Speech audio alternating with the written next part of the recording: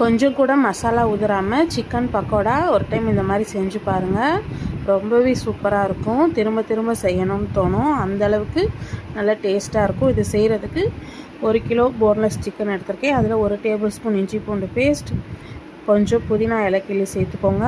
அப்புறம் 1 table spoon Kashmiri மிளகாத்தூள், சீரகத்தூள் ஒரு டீஸ்பூன், மிளகுத்தூள் 1 டீஸ்பூன் அளவுக்கு சேர்த்துக்கோங்க.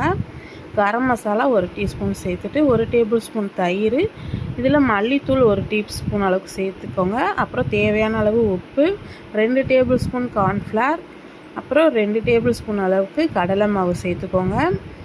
சேர்த்துட்டு 1 டேபிள் ஸ்பூன் அளவுக்கு எண்ணெய் சேர்த்துக்கோங்க.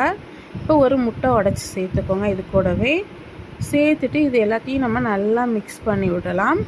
மிக்ஸ் பண்ணிவிட்டு ஒரு அரை மணி நேரம் நல்லா ஊறட்டும். ஊறினதுக்கப்புறம் நல்ல சூடான எண்ணெயில் ஒவ்வொரு சிக்கன் துண்டாக இந்த மாதிரி போட்டு பொரித்து எடுத்துக்கோங்க. அவ்வளோதான், நம்ம சூப்பரான சிக்கன் பக்கோடா ரெடி ஆகிடும். இது நல்லா ஒரு பக்கம் வெந்ததும் நம்ம மறுபக்கம் இந்த மாதிரி திருப்பி போட்டுட்டு அடுப்பை மீடியம் ஃப்ளேமில் வச்சுட்டு இதில் ஒரு கொத்து கருவேப்பிலை உருவி போடுங்க. போட்டுட்டு நல்லா ஃப்ரை ஆனதும் எடுத்து நல்லா சூடாக சாப்பிட்டு பாருங்கள். ரொம்ப சூப்பராக இருக்கும். வீட்டில் குழந்தைங்களாம் ரொம்ப என்ஜாய் பண்ணி சாப்பிடுவாங்க. பிடிச்சிருந்தா லைக் பண்ணி உங்கள் ஃப்ரெண்ட்ஸ் அண்ட் ஃபேமிலிக்கு ஷேர் பண்ணுங்கள். மறக்காமல் நம்ம சேனலை சப்ஸ்கிரைப் பண்ணிக்கோங்க. இன்ஸ்டாவில் ஃபாலோ பண்ணிக்கோங்க.